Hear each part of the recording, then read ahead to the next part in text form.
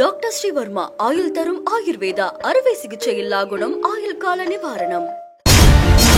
கட்சி சார்ந்த ஒரு பெண்ணை அவரோட இச்சைக்கு வந்து மயங்கல. அந்த பெண்மணி கேட்ட ஒரே கேள்வி, பெரியார் அன்னைக்கே சொன்னாரா, உனக்கு அரிப்பு ஏற்பட்டா உன் தாய் கிட்ட போடான்னு. தனக்கு ஏற்பட்ட அவமானத்திற்காக பெரியாரை முன்னிலைப்படுத்தி தற்போது வரை அசிங்கப்படுத்திக் கொண்டிருக்கிறார்.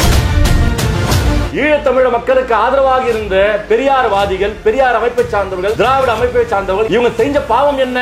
பிரபாகரனுக்கு துணையாக இருந்தவங்க, போர்க்களத்துக்கு உதவி செஞ்சவங்க, பல வருடங்கள் சிறையில் இருந்தவங்க, தன் குடும்பத்திலிருந்து தன்னை அர்ப்பணித்தவங்க, தன்னை முழுக்க முழுக்க தியாகம் பண்ணவங்க, ஒண்ணுமே இல்லாம டோகாம வந்தவன் தான் சீமான். பெரியாருடைய கோட்பாடு, பெரியாருடைய கருத்து, பெரியாருடைய சித்தாந்தம், பெரியாருடைய வீரம், அதெல்லாம் ஏற்றுக்கொண்டவங்க தான் பிரபாகரனை ஏற்றுக்கொண்டாங்க. அப்படிப்பட்டவங்களை அசிங்கப்படுத்தலாம். ஆனா ஒட்டுமொத்த ஈழ மக்கள் நீங்க அமைதியா வேடிக்கை பாக்குறீங்க. எங்களுக்கு தேவையா? எங்கள் பெரியாரை அவமானப்படுத்தணுமா? எதற்காக? உங்களுக்கு உதவுனதுக்காக, உங்களுக்கு ஆதரவா இருந்ததுக்காக. ஏங்க, ஈழத்தில் இருக்கிறவங்க நீங்களாம் உயிரை பணைய வச்சு உயிரை விட்டீங்கன்னா ஒரு அர்த்தம் பொருள் இருக்குங்க.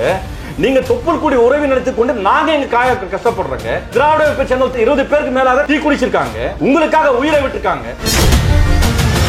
உங்களுக்கு என்ன, நீங்க எல்லாரும் இப்ப வெளிநாட்டுல இருக்கிறீங்க, எல்லாம் முடிஞ்சு போச்சு, அதனால என்ன பண்றீங்க, சுயநலவாதியா வாழ்றீங்க. உங்களை பாதுகாத்தவங்க, உங்களுக்காக தியாகம் பண்ணவங்க, நாங்க இங்க சாவறோம். நாங்க வந்து இங்க பொறுக்கி நாட்டு பேச்சுவாங்க, நாங்க இருக்கிறோம். நீங்க நிம்மதியா இருங்க. நாளைக்கு உங்களுக்கு உதவுறதுக்கு யாரும் வர மாட்டாங்க. இனிமே உங்களுக்கு யாரும் குரல் தர மாட்டாங்க. கொடுத்தவங்க எல்லாம் போதும். பெரியார் யாரு, எவ்வளவு பேர் ஆளுமை, இந்துத்துவவாதிகள் எவ்வளவு முயற்சி பண்ணாங்க, ஒன்னும் கிழிக்க முடியல. பிரபாகரன் பேரை பயன்படுத்தி கொண்டு ஒருத்தர் பேசிருக்கிறான், அதனால அமைதியா இருக்கிறோம். இதே வேற எவ்வளவு பேசுற செருப்பு கிட்ட அடிச்சிருப்பாங்க. ஆனா நீங்க சூடு சொரணம் எதுவுமே இல்லாம மரமண்டையா அமைதியா இருக்கிறீங்க. உங்களை பார்த்து தேவடியா பையன் சொல்றாரு. அவங்க அப்பா பேர் என்ன? செபஸ்டின். சீமான் யாருக்கு பிறந்தாரு? செபஸ்டின் பிறந்தாரா, செந்தமிழன் பிறந்தாரா? அப்ப பாஸ்போர்ட்டுக்கு செபஸ்டின் அப்பா பேர் போட்டிருக்காரு. அப்ப யாரு செந்தமிழன்? யாரு? கனிமொழி பத்தி பேசாரு, திராவிட குடும்பத்தை பத்தி பேசாரு. இன்னைக்கு சீமான் வீட்டுல என்ன நடக்குது? என்ன நடக்குது? ஒரு டிரைவரா இருந்தவன் சீமான் வீட்டுல, அந்த டிரைவருக்கு கைது வந்துட்டு பல லட்சத்துல ஒரு நிறுவனம் ஆரம்பிச்சிருக்காங்க. அந்த நிறுவனம் லாஸ் ஆயிடுச்சு, மறுபடியும் பணம் கொடுத்து உருவாக்கி இருக்காங்க. அவன் இன்னைக்கு கைது கூட டான்ஸ் ஆடி இருக்கிறான். இதுவும் சீமானுக்கு தெரியல. முட்டாள் முட்டாள் முட்டாள் ஊரெல்லாம் சுத்தி இருக்கிறான். ஊரெல்லாம் மற்ற குடும்பத்தை பத்தி பேசுறான். அங்க இங்க இவன் குடும்பமே நாரி இருக்குது. கொஞ்சம் புத்தி இல்லை இவனுக்கு. இவனை கூட சிரிச்சு ஈழ்ச்சி நிக்கிறான். ஒரு டிரைவருக்கு போய் இத்தனை லட்சக்கணக்கில் பணம் கொடுப்பாங்களா யாராவது? இங்க சீமான ஒரு பெண்ணை கெடுத்து ஏமாத்திட்டான். இந்த இடுமாவன கார்த்திக் ஒரு பொண்ணை வந்து கெடுத்து அது ஏமாத்திட்டான். சாட்டை துருமுருகன் முத்துக்குமாருடைய மனைவி 3 மாசம் பிரெக்னன்ட். அந்த கருவை கழிச்சிட்டு அந்த பொண்ணை கட்டிக்கிட்டு சொத்தை ஆட்ட போட்டுக்கிட்டான். நல்ல குடும்பத்துல போனவங்க யாராவது அந்த கட்சியில் இருக்க முடியுமா? எல்லாம் பொறுக்கி நாதாரி நாய்களா இருக்கிறாங்க. இது கட்சியா? இது விபச்சாரி விடுதியா இருக்குது. இது பக்க கலீஜ். இது அந்த கட்சி சார்ந்த பொண்ணுங்க எல்லாம் அமைதியா இருக்கிறாங்க. தயவுசெய்து உங்களை நீங்க காப்பாத்திக்க. இந்த மாதிரி பல நாய்களை பார்த்துட்டாங்க பெரியார் அமைப்பு சார்ந்தவங்க. உங்களோட ஒரு பிரதிநிதியா ஒருத்தர் உருவாக்குங்க. நீங்க சொல்லக்கூடிய கருத்து தான் அது உண்மையான கருத்தா இருக்கணும், ஈழத்து மக்களுடைய கருத்தா இருக்கணும். உங்க போர்க்களத்தை பத்தியும் உங்க தலைவனை பத்தி யாரும் அவதூறா பேசக்கூடாது. அதற்கு கண்டனம் தெரிவிங்க. நான் சொல்றேன், நீங்க சொல்ல வேண்டியதெல்லாம் நான் சொல்றேன், மக்கள்கிட்ட சொல்லுங்க.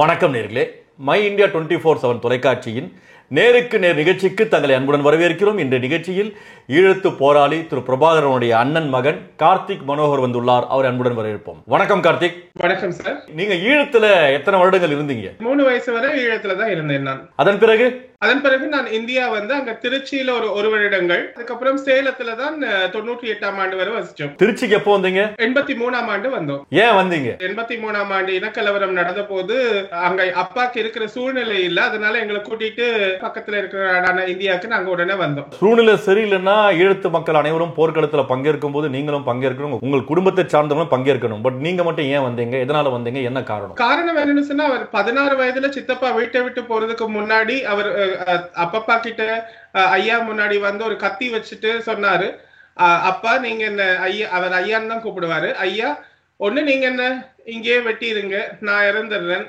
ஏன்னா என்னால இனிமேல் உங்களுக்கு பிரயோஜனம் இல்லை, ஏன்னா நான் நாட்டுக்கு போக முடிவு எடுத்துட்டேன், ஒன்றில் என்ன நாட்டுக்கு விடுங்க, அப்படி இல்லைன்னா என்ன நீங்களே இல்லாம செய்திருங்க அப்படின்னு சொன்னாரு. அப்பப்பா சொன்னாரு, நான் ஏன் அப்படி செய்ய போறேன், உங்களுக்கு என்ன விருப்பமோ அதை நீங்க செய்யுங்க, உங்களுக்கு நான் நல்லது சொன்னேன், உங்களோட உயிர் பாதுகாப்பு. சின்ன குழந்தை என்ற போது, 16 வயசு என்ற போது யாருமே அவங்களுடைய குழந்தைகளை விட மாட்டாங்க. அந்த ஒரு அப்பான்ற ஒரு அக்கறையில தான் நான் சொன்னேன், உங்களுக்கு என்ன விருப்பமோ அதை செய்யுங்க என்ற போது அவர் சொன்னார், இனிமே ஐயா அண்ணா வீட்டுக்கு நான் நாட்டுக்கு என்னைக்கு சொல்லிட்டு போனாரோ அன்னையில இருந்து எங்களுடைய அப்பா தான் எங்களுடைய அப்பப்பாக்கு பக்கபலமா இருந்து தங்கச்சிமாருக்கு கல்யாணம் பண்றதுக்கு எல்லாத்துக்குமே அவர் தான் கூட இருந்தாரு. பிரபாகரன் தான் வந்துட்டு உங்க குடும்பத்துல பேசி நான் நாட்டை பாத்துக்கிறேன், நீங்க வீட்டை பாத்துக்கன்னு சொல்லிட்டு உங்க அண்ணன் பொறுப்பை படைச்சாரு. அப்படித்தான். என்னன்னு சொன்னா, அவர் வீட்டை விட்டு போற போது தன்னால வீட்டுல இருக்கிறவங்க வந்து அடிக்கடி துன்பப்பட்டு கொண்டே இருக்கிறவங்க, அப்பாச்சிய அப்பா அம்மாவை, அதுக்கப்புறம் என்னுடைய தந்தைய நிறைய கொடுமைப்படுத்துவாங்க. கொண்டு போய் வச்சு காவல் நிலையத்துக்கு கூட்டிட்டு போய் வச்சு கன நேரம் இரவிரவா உட்கார வச்சு விடிய காலமா அனுப்பி வைப்பாங்க.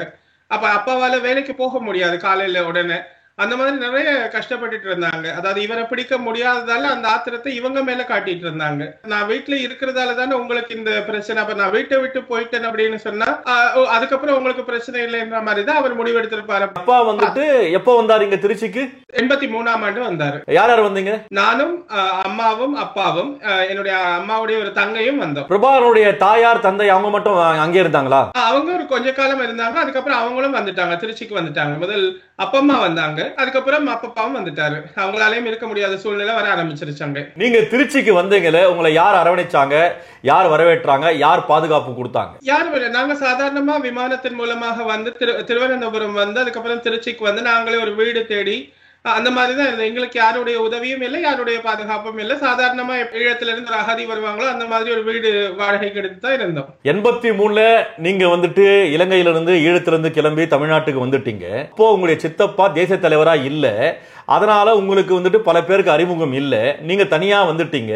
வந்து அகதிகளா இருந்தீங்களா அல்லது இங்க இருக்கக்கூடிய மக்களை போல தனியாக வீடு எடுத்து தங்கி நீங்க இருந்தீங்களா? நான் நினைக்கிறேன் ஒரு ஹோட்டல்ல தான் இருந்தோம்னு நினைக்கிறேன். ஏன்னா வீடு உடனே பார்க்க முடியாது தானே. அங்கே இருந்து அதுக்கப்புறம் அங்க தெரிஞ்சவங்க மூலமா வாடகைக்கு எடுக்கலாம் அந்த மாதிரி தேடித்தான் அவங்க வீடு எடுத்து வந்தாங்க. திருச்சியில எத்தனை வருஷம் இருந்தீங்க? திருச்சியில நான் நினைக்கிறேன் ஒரு 1.5 வருஷம் இருந்தவங்க. அதுக்கப்புறம் சேலம் வந்துட்டீங்களோ? சேலம் வந்ததுக்கான காரணம் வந்து அங்க ஒரு ஈழத்து தமிழர், அவர் வந்து திருமணம் முடித்தது வந்து இந்திய பெண்ணை.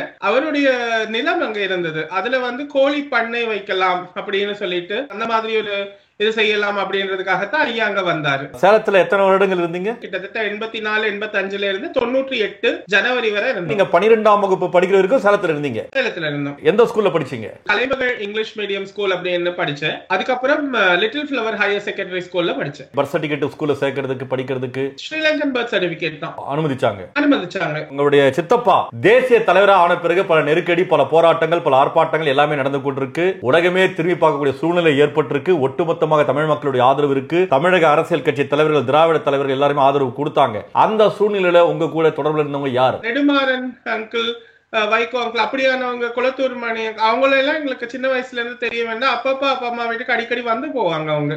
ஆனா நீங்க ரகசியமா இருந்தீங்க. பிரபாகரனுடைய குடும்பத்தை சார்ந்தவங்க வெளியே காட்டிக்கல. ஆமா சார். ராஜீவ் காந்தி அந்த மரணத்தின் போது நீங்க எங்க இருந்தீங்க? நாங்க இந்தியாவில தான் இருந்தோம். அப்ப எப்படி இருந்துச்சு சூழ்நிலை உங்களுக்கு? சூழ்நிலை எப்படி இருந்ததுன்னு சொன்னா, இப்ப நெடுமாறன் அம்மா வீட்டுக்கு போற போது சில சித்தப்பாவுடைய சின்ன குட்டி படங்கள், ஸ்டிக்கர்ஸ் அந்த மாதிரி எல்லாம் நிறைய தருவாரு. அதெல்லாம் சின்ன பிள்ளை தான் நானும் தம்பி அதெல்லாம் வச்சிருப்போம். அப்ப அம்மா திடீர்னு வந்து அது எல்லாத்தையுமே வீட்டுல வச்சிருந்தா பாதுகாப்பு இல்லை அப்படின்னு சொல்லி நெடுமாறனுக்கு நாட்டை பத்தி எழுதின புத்தகங்கள் அந்த மாதிரி எல்லாம் எங்க வீட்டுல இருந்தது.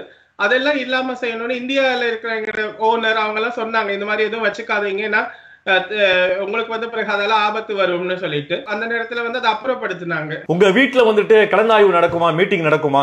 இல்ல, அப்படி எல்லாம் நடக்காது. ராஜீவ் காந்தி இறப்பு கேள்விப்பட்டவனே அவங்க அந்த நேரத்துல வந்து எங்களுக்கு பதட்டமான சூழ்நிலை இருந்தது. எங்களுக்கு ஏதாவது ஆபத்து வருமோன்னு இருந்தது. அந்த நேரத்துல எங்களோட உறவினர்கள் யாராவது வந்து கூட அட்ரஸ் கேட்டாங்கன்னு சொன்னா அந்த முன்னாடி ஒரு டீ கடை மாதிரி இருக்கும். அவங்க வந்து அங்கேயே நேரத்தை மினக்கெடுத்த வைப்பாங்க. வச்சுட்டு எங்கள்கிட்ட பின்னால வந்து சத்தம் போட்டு கூப்பிடுவாங்க. எங்களோட அம்மாவை கூப்பிட்டுட்டு அல்லது பாட்டியை கூப்பிட்டுட்டு இவங்களை உங்களுக்கு தெரியுமான்னு கேட்டுட்டு அதுக்கப்புறம் தான் அவங்க இவங்க இந்த தெருவில் தான் இருக்காங்கன்னு சொல்லியே அனுப்புவாங்க. அல்லது எங்களுக்கு தெரிஞ்சவங்க எங்களுடைய குடும்ப உறவினர்கள்னு சொன்னா மட்டும்தான் அவங்க திரும்பி மேலேறி போவாங்க. எங்களுடைய அப்பா எங்களுடைய இல்ல அந்த நேரத்தில். அவர் கப்பல்ல வேலை செய்துட்டு, அதாவது 86 முதல் 96 வரை வந்து அவர் கப்பல்ல தான் வேலை செய்துட்டு இருந்தாரு. ராஜீவ் காந்தி கொலையில ஈழத்து போராளிகள் தான் முக்கிய பங்களிப்பு, அவங்க தான் காரணம்னு அந்த சமயத்துல அப்போ சொல்லப்பட்டது. அந்த நேரத்துல எங்களுடைய அப்பா அம்மாவும் திருச்சியில இருந்து வந்துட்டாங்க சேலத்துக்கு. அப்போ ராஜீவ் காந்தி கொலைக்கு யார் காரணம் தெரியாத சூழ்நிலையில உங்க பாட்டியும் திருச்சியில இருந்து சேலத்துக்கு வந்துட்டாங்க. எல்லாம் ஒன்னா சேர்ந்து இருக்கிறீங்க. அப்ப என்ன உணர்ந்தீங்க? தாத்தா பாட்டி என்ன சொன்னாரு, அப்பா என்ன சொன்னாரு, அம்மா என்ன சொன்னாங்க,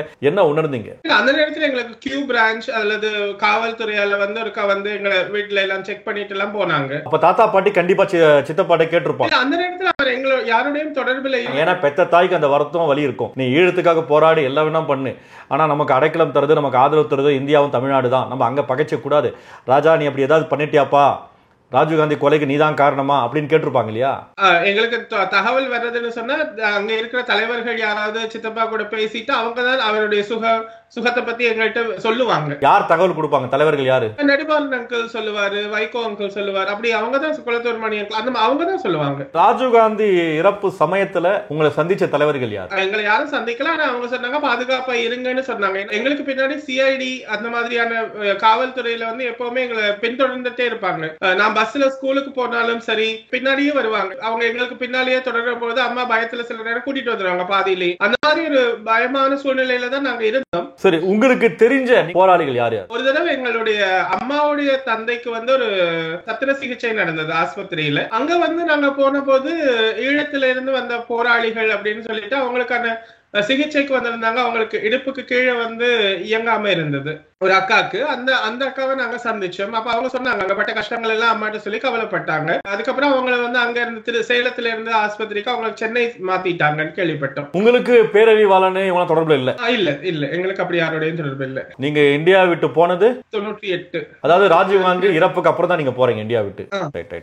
ஓகே. இப்ப அப்பா எங்க இருக்காங்க? அப்பா அம்மா? அப்பா டென்மார்க்ல தான் இருக்காரு, 76 வயது வரைக்கும். ஈழத்துல போர் நடக்கும் போது ஈழத்து போராளி பிரபாகரன் இறந்து விட்டார் செய்தி வரும்போது எங்க இருந்தீங்க? 2009 நாங்க டென்மார்க்ல தான் இருந்தோம். சித்தப்பா இறந்தார் இல்லீங்களா? அந்த செய்தி எப்போ கேள்விப்பட்டீங்க? 2009 ஆண்டு 18 மே மாதம் தன்னை தற்கொலையா கொடுத்துட்டார் அப்படின்றது எங்களுக்கு தொலைக்காட்சி மூலமாகவும் தொலைபேசிகள் மூலமாகவும் நாட்டில இருந்து தெரிஞ்ச ஆட்கள் கணவர் அன்னைக்கு தெரிவிச்சாங்க எங்களுக்கு. சித்தப்பா அந்த போர்க்களத்துல தற்கொலை செய்து கொண்டாரா, இலங்கை ராணுவம் சுட்டு கொன்றதா? அவர் தற்கொலை தான் நேசிச்ச மண்ணிலே முடிச்சார் அப்படின்றது எங்களுக்கு இப்ப தெரிய வந்துட்டது. அவர் மரண செய்தி வந்தது. அதுக்கப்புறம் ஒரு 2-3 நாள்ல அவர் இருக்கிறாரு, தப்பிட்டாரு, பத்திரமா கொண்டு போயிட்டாங்க அந்த மாதிரி சொல்லுவாங்க. இப்ப நீங்க சொல்லுங்க, சித்தப்பா இருக்கிறாரா இறந்துட்டாரா? சித்தப்பா இல்ல, அது 100% எங்களுக்கு தெரியும். காரணம் என்னன்னு சொன்னா 2010 எங்களுடைய அப்பப்பா இறந்த உடனே எங்களுடைய அப்பம்மா எங்க இருக்காங்கன்னு எங்களுக்கு தெரிய வந்துட்டது. அப்பப்பாவுடைய உடலை ஒப்படைக்கிற போது வல்வெட்டித்துறையில எங்களுடைய அப்பம்மாவும் அவங்களோட கூட வந்துட்டாங்க. அந்த இடத்துல வர்ற போது அவங்க தொலைபேசியில பேசுற போது அவங்க நிதானத்துல இல்ல வடிவாதான் இருந்தாங்க. அவங்களுக்கு எந்த விதமான ஒரு பிரச்சனையும் இல்ல அந்த நேரத்துல. அப்ப அவங்க சொல்லிட்டாங்க துரை குடும்பமே இல்ல, எல்லாம் முடிஞ்சது அப்படின்னு சொல்லி அவங்க சொல்லிட்டாங்க. துரைனா சித்தப்பாவை துரைன்னு தான் அவங்க கூப்பிடுவாங்க. இல்ல பிரபாகரன் தானே துரைன்றது? அவருக்கு பேர் பிரபாகரன் தான். ஆனா வீட்டுல அவரை துரைன்னு அப்பா அம்மா அவங்க அப்படிதான் கூப்பிடுவாங்க. எங்களுடைய ஐயா தம்பியர், தம்பின்னு கூட கூப்பிடுவாங்க, தம்பியர் அப்படின்னு தான் கூப்பிடுவாங்க. செல்லம், அவர் வீட்டுல சரியான செல்லம். சரி, பிரபாகரன் இறந்ததற்கு முன்பு அவங்க குடும்பத்தை சார்ந்தவங்க இறந்தாங்க இல்லையா? பாலச்சந்திரன் இறந்ததும் முன்பு தானே? பாலச்சந்திரன் அவர் வெள்ளை கொடியுடன் சரணடைய போன போதுதான் அவர் இறந்தாரு. பாலச்சந்திரனை எப்படி கொன்றாங்க? அவருடைய வயது 12 வயது குழந்தை.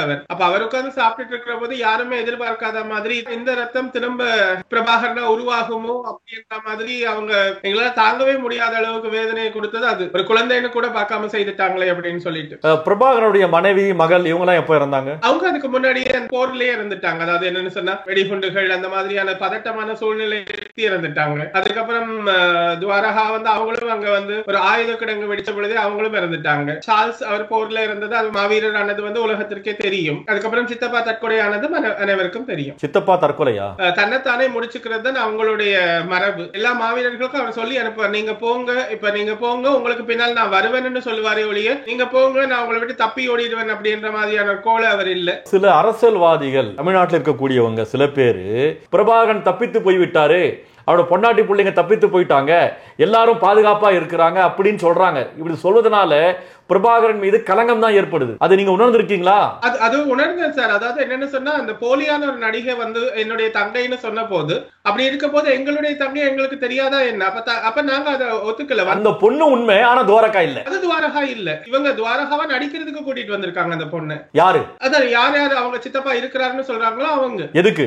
பணம் பண்றதுக்கு. இப்ப அவர் பேசலாமே. துவாரகா வரும்போது இயக்குனர் கௌதமன் அவரு என்ன துவாரகா மாமா மாமான்னு கூப்பிட்டுச்சு, அதுக்காக நான் மாமாவா இருப்பேன், மாமா வேலை செய்வேன்னு சொல்லிட்டு அவரு மீடியாவெல்லாம் கூப்பிட்டு துவாரகா என்கிட்ட பேசிச்சின்னு சொல்லிட்டு முன்னிலைப்படுத்தினார். சரி, கௌதம் தான் இப்படி சினிமாக்காரன் ஏதோ பேசிட்டு போறான், ஏன்னா ஏற்கனவே சீமான் இப்படிதான் பேசினுக்கிறான், சரி இப்படிதான் இருப்பான்னு சொல்லிட்டு பார்த்தா இங்க பழநெடுமாறன். ஆனா அவரு இங்க அரசியல் களம் மாறும் போது, அரசியல் களத்துல சில பிரச்சனைகள் ஏற்படும் போது அது மாற்றி அமைப்பதற்காக அவர் அவரு பாஜகவுடன் கை கொடுக்கிறார், பாஜக தலைவர்களை பாராட்டுறாரு, பாஜக தலைவருடன் இணைந்து நிற்கிறாரு. அந்த சமயத்தில் இவர் காசி ஆனந்தன், பழநெடுமாறன், கௌதமன் எல்லாம் ஒன்னா சேர்ந்துகிட்டு இவங்க தான் துவாரகான்னு சொல்றாங்க. இப்போ துவாரகா பேரு பிரச்சனை இல்ல, சொல்லக்கூடிய ஆட்கள் யாரு, எப்படிப்பட்ட நபர்கள், பிரபாகருடன் நெருக்கமாக இருந்தவர்கள், இவர்கள் சொல்லாமா?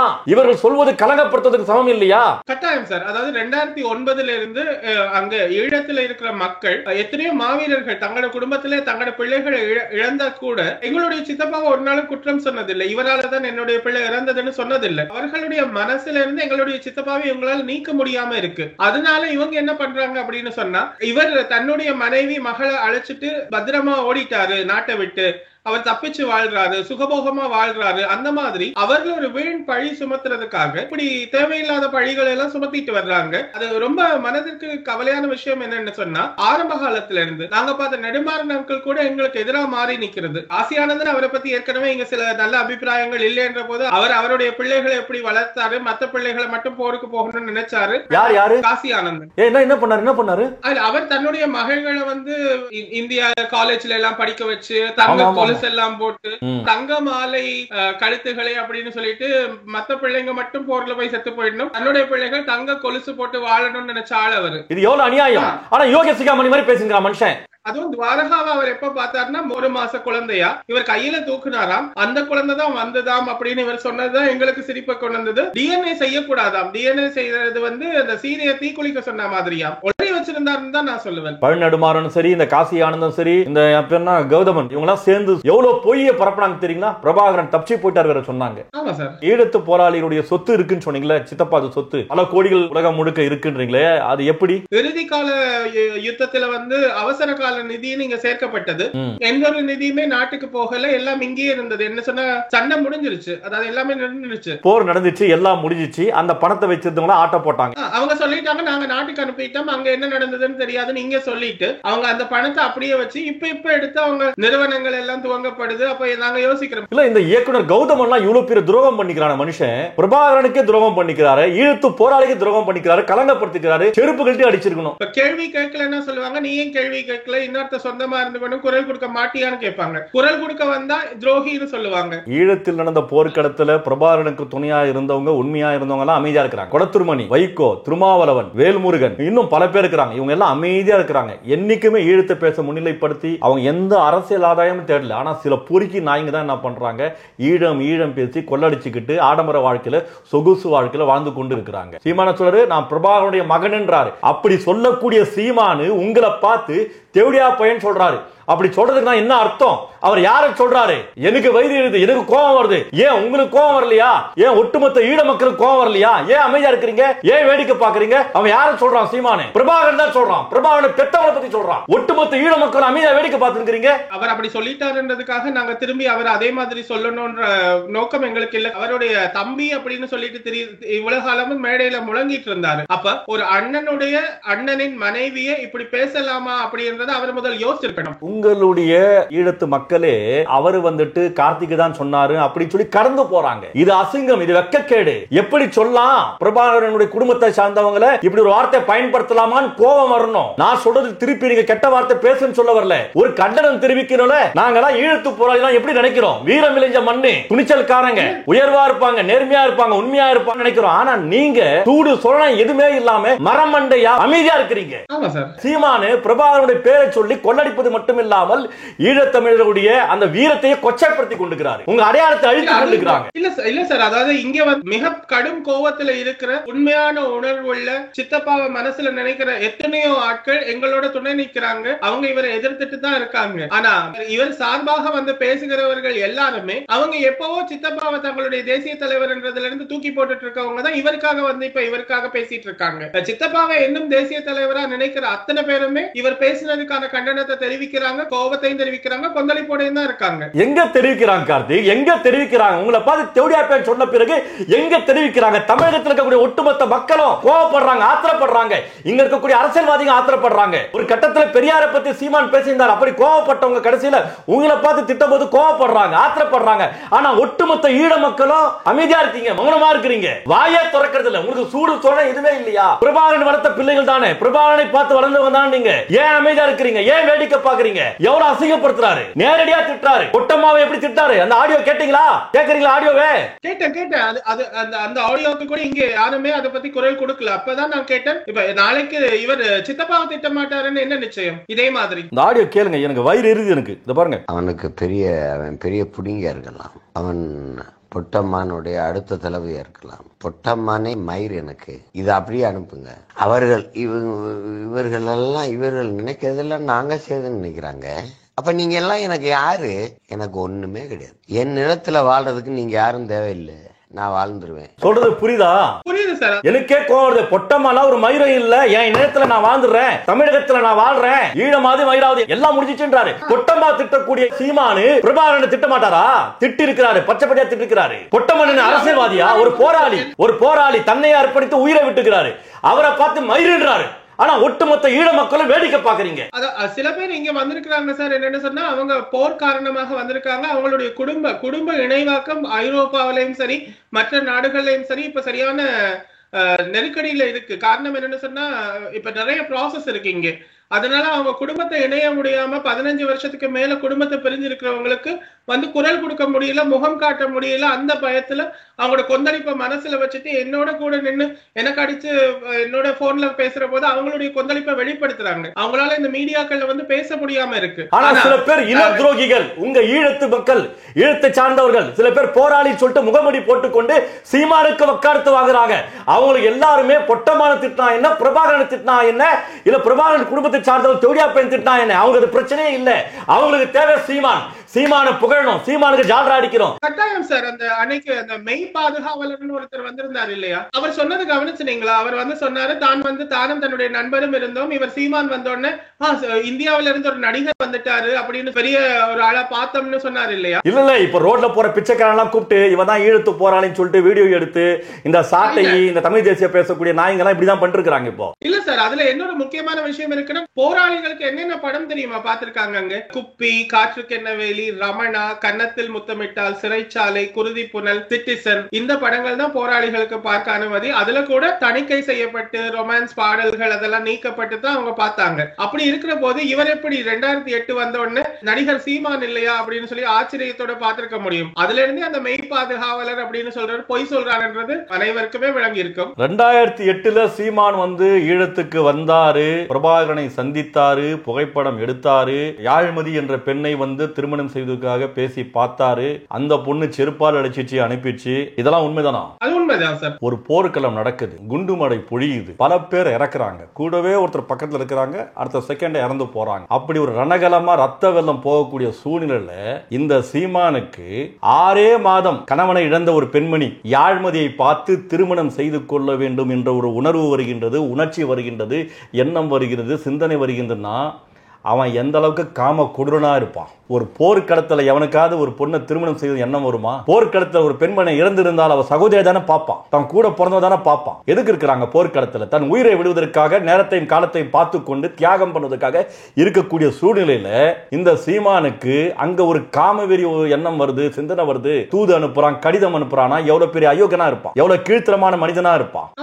2007 நவம்பர் 2 இலங்கை அரசின் நச்சு குண்டு தாக்குதலில் புலிகளின் அரசியல் துறை பொறுப்பாளரான தமிழ்செல்வன் தனி செயலாளர் லெப்டினன்ட் அன்புமணியுடைய மனைவிதான் யாழ்மதி. அந்த யாழ்மதியை போயிட்டு இவன் திருமணம் செய்து கொள்ளணும்னு ஆசைப்படுறானா, எவ்வளவு பேர் அயோக்கியனா இருப்பான். அதுக்கு முன்ன விஜயலட்சுமி கூட 3 வருஷம் குடும்பம் நடத்திக்கிட்டு அதுக்கப்புறம் கட்சியில தன்னுடைய நாம் தமிழ் கட்சியில் கூடிய பெண்களை மது போதையில குடிச்சிட்டு இவன் அவதூறா செயல்படுறான். அந்த அடிப்படையில் தான் ஒரு பெண்ணு சொன்னாலாம், சீமான் குடிபோதையில் தன் கட்சியை சார்ந்த ஒரு பெண்ணிடம் கையை வைக்கும் போது அந்த பெண்மணி சொன்னாலாம், அப்பவே பெரியார் சொன்னாரு, அதுதான் உனக்கு மறுபடியும் சொல்றேன், ஏண்டா நாயே, உனக்கு அப்படி அரிப்பு ஏற்பட்டுச்சுன்னா உன் தாய் கிட்ட போடா அப்படின்னு சொல்லிட்டு அந்த கட்சியை சார்ந்த பெண்மணி சொல்லிக்கிறான். அது அவன் மனசுல உறுத்தி இருக்கு, அது அவனுக்கு வருத்தத்தை ஏற்படுத்திருக்கு. அதனாலதான் பெரியாரை முன்னிலைப்படுத்தி எந்த இந்துத்துவவாதிகள் பெரியாரை அசிங்கப்படுத்துவாங்களோ, அவமானப்படுத்துவாங்களோ புரிதல் இல்லாம அதே பாணியில அதே தோணில சீமானு தனக்கு ஏற்பட்ட அவமானத்திற்காக பெரியாரை முன்னிலைப்படுத்தி தற்போது வரை அசிங்கப்படுத்தி கொண்டிருக்கிறான். தன் கட்சி சார்ந்த ஒரு பெண்ணை அவருடைய இச்சைக்கு வந்து மயங்கல. அந்த பெண்மணி கேட்ட ஒரே கேள்வி, பெரியார் அன்னைக்கே சொன்னாரா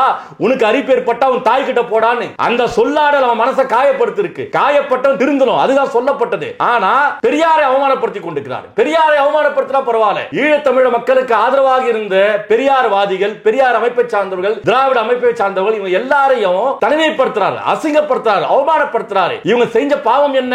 பிரபாகரனுக்கு துணையாக இருந்தவங்க, போர்க்களத்துக்கு உதவி செஞ்சவங்க, பல வருடங்கள் சிறையில் இருந்தவங்க, தன் குடும்பத்திலிருந்து தன்னை அர்ப்பணித்தவங்க, தன்னை முழுக்க முழுக்க தியாகம் பண்ணவங்க. அப்படிப்பட்ட போராளிகள் தான் பெரியார் கொள்கை உள்ளவங்க, திராவிட பார்வையில் உள்ளவங்க. அவங்க அவமானப்படுத்துறான். ஆனா நீங்க உங்களுக்காக வக்காலத்தை வாங்கி நாங்க அசிங்கப்படுறோம், நாங்க காயப்படுறோம். ஆனா நீங்க பேச்சு மூச்சே இல்லாம சுயநலவாதியா இருக்கிறீங்களே, ஒரு வார்த்தை வாய் திறந்து பேச மாட்டேன்றீங்களே. மனசாட்சியே இல்லையா உங்களுக்கு எல்லாம்? ஒட்டுமொத்த ஈழத்து மக்களை பார்த்து கேட்கிறேன், உங்களுக்கு மனசாட்சியே இல்லையா? உங்களுக்காக நாங்க ஏன் அவஸ்தை பண்ணோம்? இங்க ஒட்டுமொத்த பெரியார்வாதிகள் ஏன் அவஸ்தை பண்ணோம்? எத்தனை சிறை, எத்தனை கொடுமை எல்லாம் அனுபவிச்சுட்டு உட்கார்ந்து இருக்கிறோம். ஒண்ணுமே இல்லாம நோகாம வந்தவன் தான் சீமான். அவன் வந்து பெரியாரை பத்தி பேசுறான். அந்த பெரியார் ஒருத்தர் இல்லன்னா இன்னைக்கு ஈழத்துக்கு உதவுறதுக்கு பெரியார் அமைப்புக்காரங்க வந்திருப்பாங்களா? பெரியாருடைய கோட்பாடு, பெரியாருடைய கருத்து, பெரியாருடைய சித்தாந்தம், பெரியாருடைய வீரம் அதெல்லாம் ஏற்றுக்கொண்டவங்க தான் பிரபாகரனை ஏற்றுக்கொண்டாங்க, பிரபாகரனுக்கு ஆதரவா செயல்பட்டாங்க, குரல் கொடுத்தாங்க. அப்படிப்பட்டவங்களை அசிங்கப்படுத்துறான். உங்களை எப்படிலாம் நாங்க பார்த்தோம். ஆனா ஒட்டுமொத்த ஈழ மக்கள் நீங்க அமைதியா வேடிக்கை பாக்குறீங்க. எங்களுக்கு தேவையா?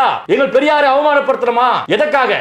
உங்களுக்கு உதவுனதுக்காக, உங்களுக்கு ஆதரவா இருந்ததுக்காக, பிரபாகரனுக்கு ஆதரவா இருந்ததுக்காக. இன்னைக்கு பிரபாகரன் பேரை சொல்லிக் கொண்டு சீமானு பெரியார்வாதிகளை அவமானப்படுத்துறான். நீங்க வேடிக்கை பாக்குறீங்க. இது வேடிக்கைன்னு இல்ல. ஆனா உங்களுக்கு ஒரு விஷயம் புரிஞ்சுக்கணும் சார். நீங்க என்ன சொன்னா, அவருக்கு என்ன வேலை கொடுத்ததோ அவர் அதை அழகா பண்ணிட்டாரு இந்த இத்தனை வருஷ காலங்களையும். காரணம் என்னன்னு சொன்னா, சித்தப்பாவுடைய படத்தை வச்சுக்கொள்ளுங்க, சித்தப்பாவுடைய பெயரை வச்சுக்கொள்ளுங்க, வச்சுக்கிட்டு அவரை தமிழ் மக்கள், அதாவது இந்திய தமிழ் மக்கள் மனசுல இருந்து எடுத்துருங்க, அவர் மேல ஒரு வெறுப்பை கொண்டு வாங்க அப்படின்னு கொடுக்கப்பட்ட அவர் அதையும் ஈழத் தமிழர்கள்ட்ட இருந்து அவரை தூரத்துக்கு கொண்டு போயிருங்க அப்படி என்றதையும் அவர் அழகா செய்து முடிச்சிருக்காரு அப்படின்னு தான் நான் பாக்குறேன். காரணம் என்னன்னு சொன்னா, அதாவது எங்களுடைய நாட்டுல வந்து தமிழ் சிங்களம் அப்படின்னு ரெண்டு பிரச்சனை தான் இருந்தது. இந்திய மக்களை என்னைக்கு சித்தப்பா வெறுத்தார்னு சொல்லியிருக்காரு. அதாவது அதே போல வந்து எத்தனை தலைவர்கள் வந்து அங்க உதவி செய்யற பொழுது நீங்க என்ன மொழி பேசுறீங்கன்னு கேட்டு அவர் உதவி, அதாவது அவங்களுடைய எல்லாம் நட்போடு இருந்தாரு இல்லையே. அப்படி இருக்கிற போது பிரித்தாழ்றதுக்கெண்டே உருவாக்கப்பட்டவர் தான் இந்த சீமா. ஈழத்துல இருக்கிறவங்க நீங்களாம் உயிரை பணை வச்சு உயிரை விட்டீங்கன்னா ஒரு அர்த்தம் பொருள் இருக்குங்க. நீங்க தொப்புள் கூடி உறவை நினைத்து கொண்டு நாங்க எங்க கஷ்டப்படுறோங்க. எங்க தமிழகத்தை சார்ந்த 20 பேருக்கு மேலாக தீ குடிச்சிருக்காங்க, உங்களுக்காக உயிரை விட்டுருக்காங்க. இந்த அரசியல் களத்துல எத்தனை திராவிட சேனல் தீ குடிச்சிருக்காங்க. அப்படிப்பட்ட சூழ்நிலை இவங்கெல்லாம் அசிங்கப்படுத்துறாங்க. எனக்கும் அந்த ஆதங்கம் இருக்கு சார். என்னன்னு சொன்னா, ஒரு தலைவருடைய பெயரால் இப்படியான பணம் எல்லாம் சேர்க்கிற போது, தலைவருடைய பெயரை வச்சுக்கொண்டு அவரோட சமையல்காரனா சீமான் உருவகப்படுத்துற போது, இது எதையுமே கண்டுகொள்ளாத மக்கள், எதற்குமே குரல் கொடுக்காத மக்கள் இன்னமும் சீமானுக்காக குரல் கொடுக்கிற போது எங்களுடைய இயக்கத்தை இன்னும் கொச்சப்படுத்துற மாதிரி தானே இருக்கு. இல்ல உங்களை பார்த்து உரிமையில பிறப்பை வைத்து தேவடியா பேர் திட்டணும். அவர் திட்டாருல, இதை பாருங்க, அவருடைய பாஸ்போர்ட், அவங்க அப்பா பேர் என்ன? செபஸ்டின். அப்ப செந்தமிழ் சீமான்றாங்க. செந்தமிழ் யாரு? சீமானுடைய அப்பா. இப்ப சீமான் யாருக்கு பிறந்தாரு? செந்தமிழுக்கு பிறந்தாரா, செபஸ்டினுக்கு பிறந்தாரா? யார் சீமானுடைய அப்பா? உங்களை பார்த்து ஒரு கேள்வி கேட்டாரு அசிங்கமா. சீமான் யாருக்கு பிறந்தாரு? செபஸ்டினுக்கு பிறந்தாரா, செந்தமிழுக்கு பிறந்தாரா? அப்ப பாஸ்போர்ட் இதுக்கு செபஸ்டின் அப்பா பேர் போட்டிருக்காரு. அப்ப யாரு செந்தமிழ்? யாரு? அவங்க அம்மாக்கு எத்தனை வீட்டுக்காரங்க, எத்தனை புருஷன்? அது மட்டுமா? அதாவது என்னன்னு சொன்னா, சித்தப்பாவுடைய வளர்ப்புல வளர்ந்த போராளிகள் எத்தனை பேர் இவர் மாதிரி தரம் இறங்கி பேசவே மாட்டாங்க. ஆனா இவருடைய தம்பிகள் அப்படின்னு சொல்றவங்க எல்லாம், அதாவது இவர் பேசினதை விட அதிகமான வார்த்தைகளை பயன்படுத்தி எத்தனை வீடியோ போட்டுட்டு வர்றாங்க. இது எதையுமே தடுக்காத இவர் எப்படி சித்தப்பாவுடைய கொள்கைகளை கொண்டு பரப்பினார், அவருடைய பெருமைகளை பரப்பினார் அப்படின்னு சொல்லி இவங்க இந்த ஈழ மக்கள் எல்லாம் நம்பிட்டு இருக்காங்கன்றத எனக்கு என்ன புரியாத விஷயமா. ஈழத்து மக்களுக்கு ஒன்னே ஒன்று சொல்றேன், கேட்டுக்குங்க. இந்த பாருங்க, தலைவர் இல்ல, தலைவர் இல்லைனாலும் பரவாயில்ல, தலைவருடைய போராட்டத்தையும் தலைவருடைய போர்க்களத்தையும் தலைவருடைய தியாகத்தையும் எவனா கொச்சப்படுத்தினா, அசிங்கப்படுத்தினா, அதை முன்னிலைப்படுத்தி அரசியல் பண்ணா நீங்க விட்டு வேடிக்கை பார்க்காதீங்க. வரலாறுல நீங்க தவறாக பேசும் பொருளாக இருப்பீங்க. நீங்க தலைவர் போயிட்டாரு, உயிரை விட்டாரு, பல போராளிகள் உயிரை விட்டாங்க. நான் உங்களை உயிரை விடுன்னு சொல்ல, தன்மானத்தை காப்பாற்றிக் கொள்ளுங்க. ஏன் அமைதியா இருக்கீங்க? தன்மானத்தை பாதுகாத்துக் கொள்ளுங்க. ஒட்டுமொத்த ஈழத்துக்கு ஒரு அங்கீகாரமாக, ஒரு பிரதிநிதியாக ஒருத்தர் வாய் தந்து பேசுங்க, ஒரு கட்டுப்பாடு போடுங்க. உங்களுக்குள்ள எதை பேசலாம் கொண்டு வாங்க, முன்னிலைப்படுத்துங்க. எனக்கும் ஆச்சரியமா, சீமான் யாரு? நீங்க ஈழத்துல போர்க்களத்தில் நடந்துக்கிறாங்க, தலைவருடைய குடும்பம் இறக்குறாங்க, எல்லாமே இறந்து போறாங்க, தலைவர் இறந்து போறாரு. அங்க மதுரையில லாட்ஜ்ல ரூம் போட்டு கூத்தச்சிருக்காரு. எவ்வளவு கொடூரமான அயோக்கியாம, எவ்வளவு பெரிய பச்சை பொறுக்கியா இருப்பான், எவ்வளவு பொம்பளை பொறுக்கியா இருப்பான். போர்க்களம் நடக்குது, இங்க ரூம் போட்டு கூத்தச்சிருக்கான். கூத்தடிச்ச பொண்ணே சொல்றா ஆமா என் கூட தான் இருந்தாருன்னு. இதோட எவிடன்ஸ் என்ன வேணும்? அந்த வீடியோ எல்லாம் வெளியே வர வந்திருக்குது. ஆனா ஈழத்து மக்கள் நீங்க எல்லாரும் வேடிக்கை பார்த்துங்க, அமைதியாக பொறுமையா இருங்க, அப்படியே இருங்க, அப்படியே சாப்பிட்டு தூங்குங்க. உங்களுக்கு என்ன, நீங்க எல்லாரும் இப்ப வெளிநாட்டுல இருக்கிறீங்க, எல்லாம் முடிஞ்சு போச்சு. அதனால என்ன பண்றீங்க, சுயநலவாதியா வாழ்றீங்க. உங்களை மட்டும் பாதுகாக்கணும்னு நினைக்கிறீங்க. நீங்க உங்களை பாதுகாத்தவங்க உங்களுக்காக தியாகம் பண்ணாங்க, நாங்க இங்க சாவறோம். நாங்க வந்து இங்க பொறுக்கி நாட்டு பேச்சுவாங்க, நாங்க இருக்கிறோம். நீங்க நிம்மதியா இருங்க. நாளைக்கு உங்களுக்கு உதவுறதுக்கு யாரும் வர மாட்டாங்க. இனிமே உங்களுக்கு யாரும் குரல் தர மாட்டாங்க. கொடுத்தவங்க எல்லாம் போதும். பெரியார் யாரு, எவ்வளவு பேர் ஆளுமை, இந்துத்துவவாதிகள் எவ்வளவு முயற்சி பண்ணாங்க, ஒண்ணும் கிழிக்க முடியல. பிரபாகரன் பேரை பயன்படுத்தி கொண்டு ஒருத்தர் பேசுகிறான், அதனால அமைதியா இருக்கிறோம். இதே வேற எவ்வளவு பேசுறா செருப்புகள் அடிச்சிருப்பாங்க. ஆமா சார், உங்க மக்களுக்கு சொல்லுங்க. மக்கள் வந்து என்ன சொல்றது சார், இங்க வந்து எதுவுமே சீமான் சொன்ன எதுவுமே தெரியாத மாதிரி எல்லாம் நடிச்சிட்டு இருக்காங்க. காரணம் என்னன்னு சொன்னா, காளிமுத்து அவர்களுடைய மகளைத்தான் சீமான் திருமணம் முடித்தாரு. அந்த காளிமுத்து அப்படின்றவர் யாரு, அவர் என்ன செய்தாரு, அவர் சித்தப்பாக்கு தண்டனை கொடுக்கணும்னு சொல்லி கையெழுத்து வச்சவர் தான் இந்த காளிமுத்து அவர்கள். இதெல்லாம் உங்களுக்கு தெரியுமா? எனக்கு தெரியும். ஆனா இங்க இருக்கிற மக்கள் வந்து எதுவுமே தெரியாத மாதிரில சீமானுக்கு சப்போர்ட் பண்ணிட்டு இருக்காங்க. அது காளிமுத்துக்கு 3 பொண்டாட்டி, அதுல ஒரு பொண்டாட்டியுடைய பொண்ணுதான் கயல்விழி. அப்படி திருமணம் செஞ்சவர், தமிழ் தேசியம் பேசக்கூடியவர். கயல்விழி யாரு, தெலுங்கச்சி. இன்னைக்கு சீமான் வீட்டுல என்ன நடக்குது, என்ன நடக்குது? ஒரு டிரைவரா இருந்தவன் சீமான் வீட்டுல, அந்த டிரைவருக்கு கயல்விழி வந்துட்டு பல லட்சத்துல ஒரு நிறுவனம் ஆரம்பிச்சிருக்காங்க. அந்த நிறுவனம் லாஸ் ஆயிடுச்சு. மறுபடியும் பணம் கொடுத்து உருவாக்கி இருக்காங்க. அவன் இன்னைக்கு கைவழி கூட டான்ஸ் ஆடி இருக்கிறான். இதுவும் சீமானுக்கு தெரியல. முட்டாள் முட்டாள் முட்டாள் ஊரெல்லாம் சுத்தி இருக்கிறான். ஊரெல்லாம் மற்ற குடும்பத்தை பத்தி பேசுறான். அங்க இங்க இவன் குடும்பமே நாரி இருக்குது. அந்த டிரைவர் பையன் கைவழி கூட டான்ஸ் ஆடி இருக்கிறான். கொஞ்சம் புத்தி இல்லை இவனுக்கு. இவனை கூட சேர்த்து சிரிச்சு இழிச்சு நிக்கிறான். ஒரு டிரைவருக்கு போய் இத்தனை லட்சக்கணக்கில் பணம் கொடுப்பாங்களா யாராவது? மச்சானா மாமானா அவன். இன்னைக்கு அந்த டிரைவரே அந்த வீட்டிலே தான் இருக்கான். இத பாருங்க, சீமானுடைய அம்மா என்ன பண்றாங்க, ரோட்ல உட்கார்ந்துட்டு கத்திரிக்காய் வித்துக்கிறாங்க. ஆமா சார், ரோட்ல உட்கார்ந்துட்டு கத்திரிக்காய் வித்துறாங்க. எப்போ? 2009 போர் நடக்கும் போது. இன்னைக்கு சீமானுடைய குடும்பம் கோடீஸ்வரனுக்கு. எப்படி எப்படின்னா, ஈழத்துல செத்தங்கல, எல்லாம் உயிரை தியாகம் பண்ணீங்களே, அதை வச்சு அறுவடை செஞ்சிருக்கிறான். மனுஷன் வேலைக்கே போறது இல்ல, சம்பாதிக்கிறது இல்ல, வீட்டிலே உட்கார்ந்துக்கிறான். சீமானுடைய பொண்டாட்டி பிள்ளைக்கு ட்ரெஸ் எல்லாமே யாரு? ஈழத்த மக்கள் நீங்க தரக்கூடிய பணம் தான். ஒரு மனுஷன் தன் பொண்டாட்டிக்கு பிளவுஸும் சரி, புடவையும் சரி, தன் சொந்த பணத்தை வாங்கி தரணும். இங்க கட்சிக்காரன் வாங்கி தரேன்னு சொல்றான். ஒருத்தர் வெக்கப்படாம கூச்சப்படாம பாத்தீங்கன்னா அந்த அம்மா கத்திரிக்காய் வித்துக்கிறாங்க ரோட்ல. ஆனா இன்னைக்கு எத்தனை காரு, எத்தனை சொத்து? ஏன்னா ஈழத்துல போர்க்களத்தை ஒருத்தர் பாதிக்கப்பட்டானா அந்த வலி எப்படி இருக்கணும்? எளிமையா இருக்கணும்ல. நீங்க எல்லாரும் அமைதியா இருக்கிறீங்க, அதான் எனக்கு புரிய மாட்டேன். இல்ல அதோட தேசிய தலைவருடைய அம்மா அப்பா வந்து திருச்சி அவங்களுக்கு ஒரு போர்ஷன் வீட்டுல இருந்தாங்க. அதாவது ஒரு போர்ஷன்ல தான் அவங்க இருந்தாங்களே வெளியே ஒரு முழு வீடு கூட எடுக்கல அவங்களுடைய வருமானம் காரணமாக. அப்படி இருந்தவங்க, அதாவது சேலத்துக்கு எங்கள்கிட்ட வர்றதுன்னா எவ்வளவு தூரம் நடந்து வந்து பஸ் ஏறி அவங்க ஜங்ஷனுக்கு வருவாங்கன்னு தெரியுமா? அங்க அவர் வந்து எப்படி தன்னுடைய மக்களை எப்படி வச்சிருந்தாரோ அதே மாதிரி ஒரு சாதாரண வாழ்க்கையை தான் தன்னுடைய குடும்பத்தையும் வாழ வச்சிருந்தாரு. ஆனா இங்கே அவருடைய பெயரை பயன்படுத்தி இந்த ஈழ மக்களை எல்லாம் ஏமாத்தி இப்படி ஒரு ஆள் இருக்கிற போது அதை கண்ணும் காணாம இருக்கிறது வந்து ஈழ மக்களுடைய தப்பை ஒழிய போராளிகள் பல பேர் இன்னமும் கொந்தளிச்சிட்டு இருக்காங்க. இவங்களுடைய இதெல்லாம் பார்த்து அவங்க யாருமே வாயம் திறக்க மாட்டாங்க, அவங்க இவருக்கு சப்போர்ட்டும் பண்ண மாட்டாங்க. யார் யாரெல்லாம் எங்களுடைய சித்தப்பாக்கு எதிராக இருந்துட்டு இப்ப இங்க வந்து தாங்க நெருக்கமா இருந்தோம் அப்படின்னு சொல்றாங்களோ அவங்கதான் இந்த முகத்தை காட்டி வந்து பேசிட்டு இருக்காங்க. நான் கேட்கிறேன், அவங்க அவ்வளவு பாதுகாப்பு, முன்னாடி பாதுகாப்பு பக்கத்துல இருந்தாங்க அப்படின்னு சொன்னா எப்படி சித்தப்பா மட்டும் இறந்துட்டாரு, இவங்க எல்லாரும் எப்படி உயிரோட இருக்காங்க? சரி, அந்த போட்டோ உண்மையா பொய்யா?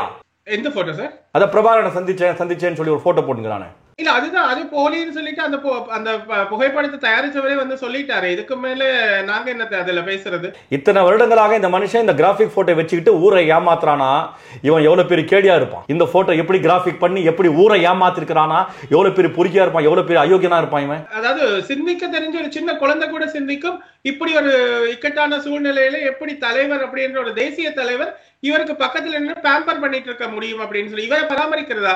இவர் பெரிய புடிங்கி.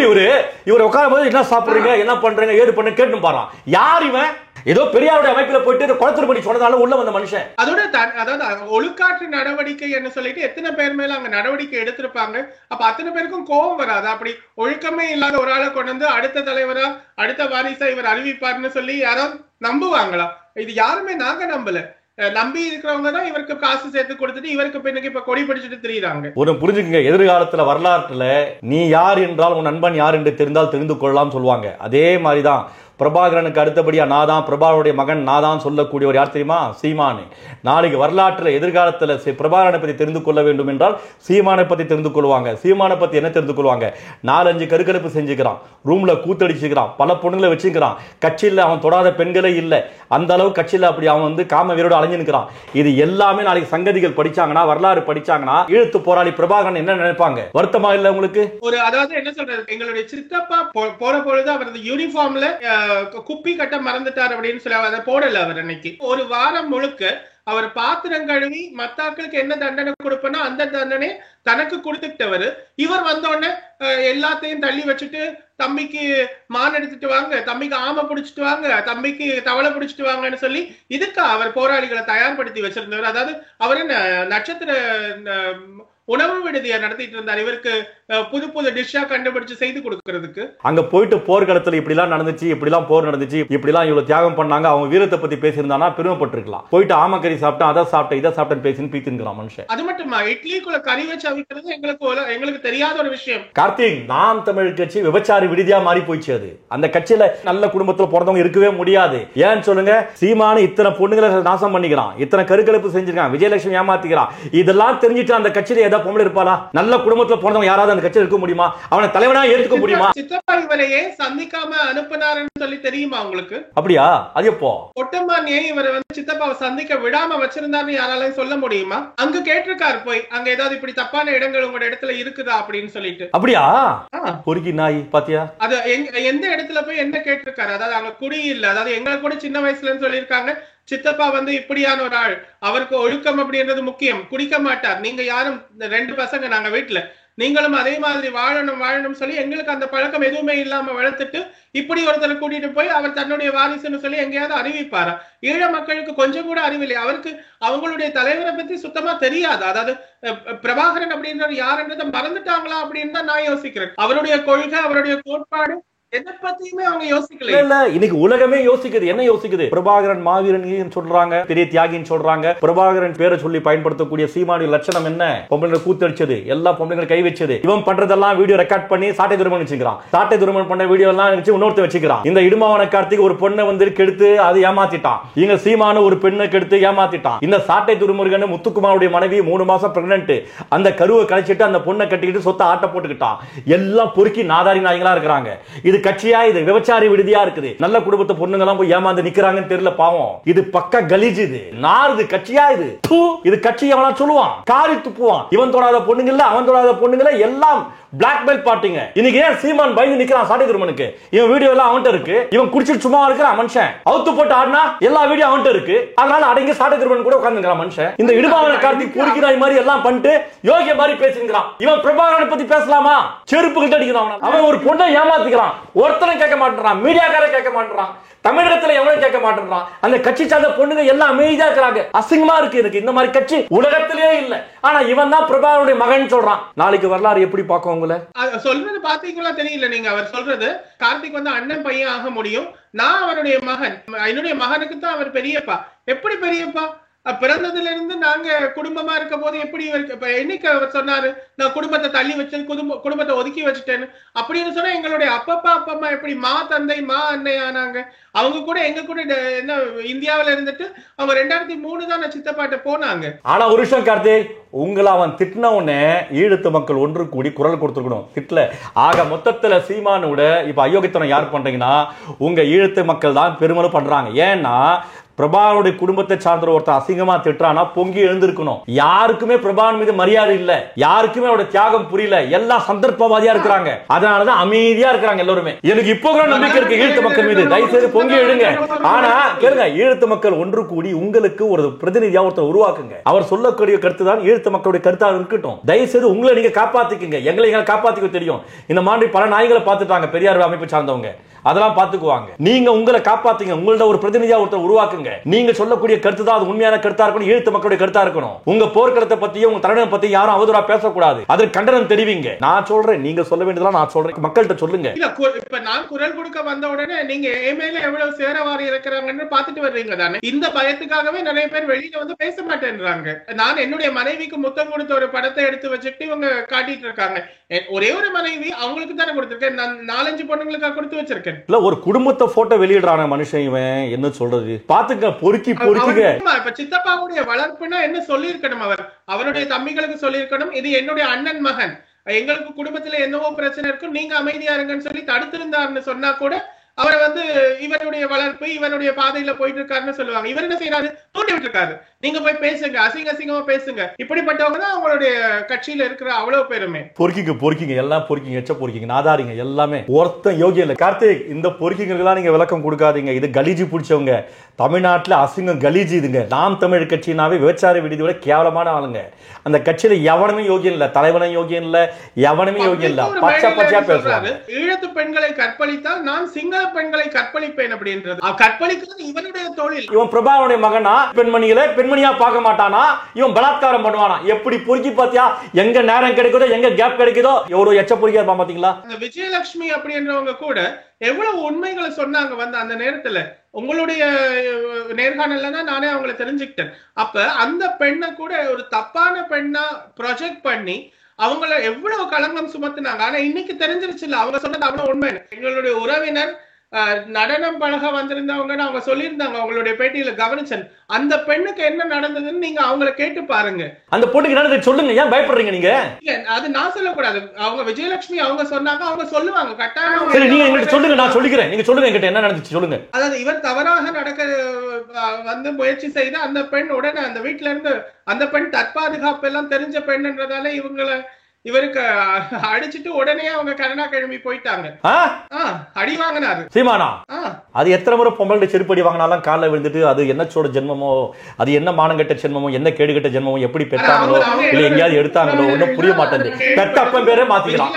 தெரிஞ்சது வந்து அவங்க குடும்ப உறவினர்னு அவங்க நினைச்சிட்டு இருக்காங்க. அவங்க வந்து குடும்ப உறவினர் இல்ல. செருப்பால் அடிச்சு அந்த பொண்ணு பேர் என்ன? அந்த பொண்ணு பேர் எனக்கு தெரியாது. அது நடந்தது வந்து இங்க கேள்விப்பட்டோம், நாங்க எல்லாருமே கேள்விப்பட்டோம். கனடாவில இருந்து அந்த பொண்ணு போயிருந்தது பரதநாட்டியம் பழகிறதுக்காக. இவரை நம்பி அவங்க விட்டுருந்தாங்க. இவர் தவறாக நடக்க முயற்சி செய்த பொழுது அந்த பொண்ணுக்கு தற்பாதுகாப்பு கராத்தே எல்லாம் தெரியும். இவருக்கு நல்லா கொடுத்துட்டு உடனே இவர் சொல்லிருக்க எப்படி நீ போற பாப்போம்னு கேட்டிருக்காரு. அந்த பொண்ணு கனடியன் சிட்டிசன்.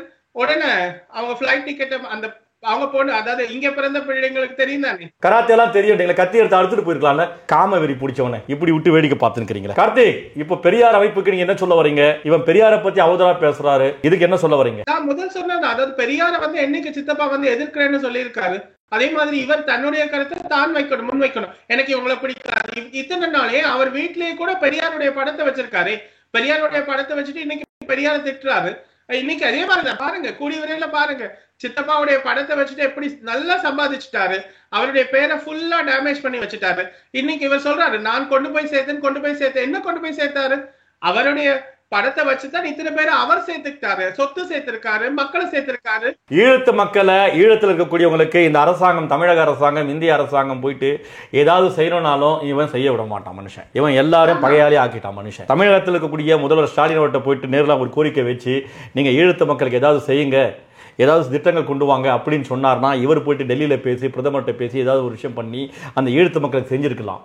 அந்த மக்களை படிப்பறிவு கொண்டு வந்துட்டு மேலும் மேம்படுத்தலாம், எல்லாம் பண்ணலாம். இவன் சனியை முடிச்சவன் அதை விடவே மாட்டான். இவன் ஈழத்து மக்களை ஒட்டுமொத்தமா குழி தோண்டு புதைச்சிட்டு, ஈழத்துடைய தியாகத்தை குழி தோண்டு புதைச்சிட்டு, ஈழத்து மக்களுடைய செயல்பாடுகளை குழி தோண்டு புதைச்சிட்டு அவங்க வரலாற்றை அழிச்சுட்டு தான் இவன் சாவான். இவன் அது வரைக்கும் சும்மா இருக்க மாட்டான். இல்ல சார், நான் இந்த ஈழ மக்களுக்கு ஒரு கேள்வி கேட்க விரும்புறேன். தமிழ் தனித்தமிழ்னு சொல்லி இனத்துவேஷம், மொழி துவேஷத்தை இந்திய நாட்டிற்குள்ள சீமான் வந்து சித்தப்பாவுடைய பெயரை வச்சு கொண்டு வந்து விதைக்கிறாரு.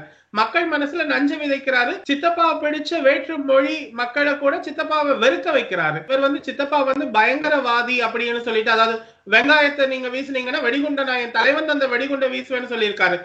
அவரை ஒரு பயங்கரவாதி ஆக்கி அவரை வந்து தடைக்கு மேல தடை, இயக்கத்தின் மேல தடை போட்டு அவருடைய புகைப்படங்கள் எல்லாத்தையும் நீக்கிட்டு, நாளைக்கு நீங்க கூகுள் பண்ணி பாத்தீங்கன்னா பிரபாகரன் போட்டீங்கன்னா இவர் வருவார். இவர் வந்தோடனே இவருடைய இந்த மோசடியான செய்கைகள், கற்பழிப்புகள், அதுகள் இதுகள் வர்ற போது அப்ப யாருக்கு பெயர் கிட போகுது? அதை ஏன் ஈழத்து மக்கள் புரிஞ்சுக்கிறாங்க? இல்ல, தமிழர் தான் தமிழ்நாட்டை ஆளணும்னு நீங்க இங்க இருந்து நினைச்சீங்கன்னா, இப்ப டென்மார்க்ல ஏன் தமிழர்கள் வந்து எலெக்ஷன்ல நிக்கிறாங்க? டென்மார்க்ல டெனிஷ்காரர் தான் டென்மார்க் ஆளணும். இங்க இருக்கிற மாலதி கலைக்கூட நிர்வாகி, இங்க தமிழ் பாடசாலை நிர்வாகி வந்து அவர் இங்க டெனிஷ் அரசியல்ல கூட இருக்காரு. அப்ப அவரையும் டென்மார்க்ல டெனிஷ்காரர் தான் ஆளணும். சீமானா சொல்றான் தமிழ்நாட்டை தமிழ் தான் ஆள வேண்டும், தமிழன் சொல்லக்கூடிய காரணம் தெரியுமா? ஒட்டுமொத்தமாக ஈழத்தமிழ் மக்கள் பெருமளவு உலகளவு பறந்து இருக்கிறீங்க. உங்களை எல்லாரும் சேர்ந்து விரட்டடிக்கணும். ஆனா முட்டாளங்களே, மரமண்டைகளே, நீங்க ஏன்டா எங்க ஈழத்தமிழ் மக்கள் அவங்க நாட்டில் வச்சிருக்கீங்க? எல்லாரையும் அடிச்சு வெளியே அனுப்பிடான்னு சீமான் சொல்றான். அதை புரிஞ்சுக்கலன்னு கண்டிப்பா சீமான் சொல்ற மாதிரி அவங்க அடிச்சு அனுப்ப போறாங்க. நீங்க வரதா போறீங்க. நீங்க இப்படியே இருந்தீங்க, நாளை யாரும் ஆதரிக்க மாட்டாங்க. கொஞ்சமாவது வாய் தொண்டு பேசுங்க. சரி கார்த்திக், கண்டிப்பா இன்றைய நிகழ்ச்சியில் தங்களுடைய பொன்னான நேரத்தை ஒதுக்கி பல்வேறு கேள்விகளுக்கு மிகவும் அழகாக அருமையாக விளக்கம் அளித்தீர்கள். மிக்க நன்றி கார்த்திக். ரொம்ப நன்றி சார். நேர்களை மீண்டும் அடுத்த நேருக்கு நேர் நிகழ்ச்சியில் சந்திப்போம். நன்றி, வாழ்த்துக்கள். என்றும் உங்களுடன் மை இந்தியா. முக்கிய செய்திகளை உடனுக்குடன் தெரிந்து கொள்ள சப்ஸ்கிரைப் பண்ணுங்க, பெல் பட்டனை பிரஸ் பண்ணுங்க. என்றும் உங்களுடன் மை இந்தியா.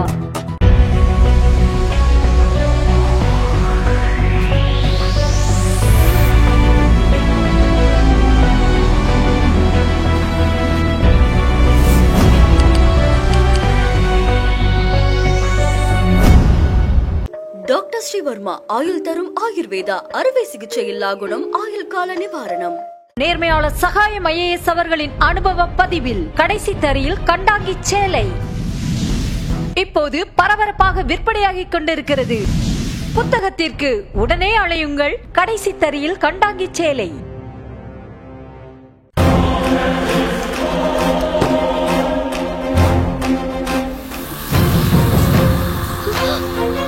தமிழ்நாடு காவல்துறையை ரொம்ப குறைவா மதிப்பீங்க மிஸ்டர் நிவாஸ். லஞ்சம் தவிர்த்து நெஞ்சம் நிமிர்த்தி வாழ்ற போலீஸ்காரங்க தமிழ்நாடு காவல்துறை.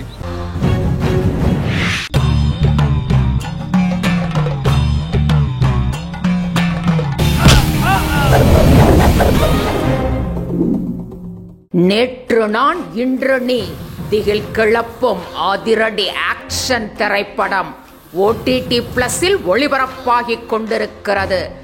காணத் தவறாதீர்கள்.